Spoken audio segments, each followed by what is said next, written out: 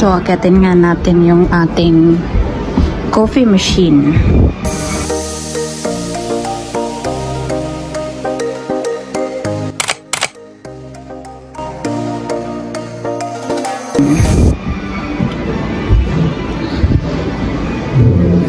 So, let's start to open it. Here you go.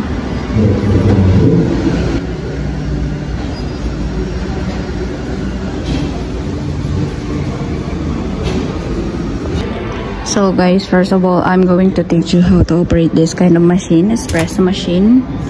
This is double. So, siyempre, isaksak muna natin siya dito. Inopen ko na. Then sa likod niya is my button.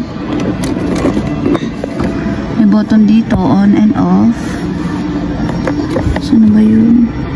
There you go. Tapos yan, on na siya. Pindutin natin to. Oops. Okay na siya. Magre-rinse. So, papaliwanag ko nga pala habang nagre-rinse siya. Ito, lagay ng milk.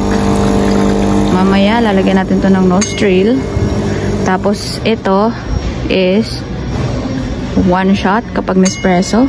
2 shot Nespresso or Espresso. Tapos Americano. And pag gagawa ka ng latte, milk first, tapos ito. Siyempre, pag tatapon din natin yung tubig, nandito yung tubig, diyan natin makikita kung marami ng tubig. So tatapon natin yan. Ito din. Bubunutin mo lang siya. Siyempre, mayroon tayo ditong mga cups of milks, sugars, tissue, stirrer, tissue din, and coffee cups. Yung nasa likod white is for water. So yan, sabi niya remove daw natin yung container kasi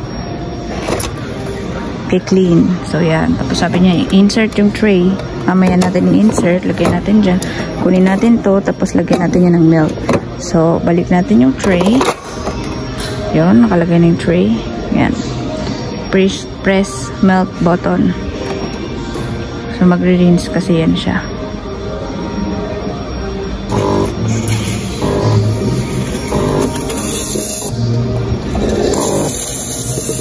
Lagyan natin ng cup.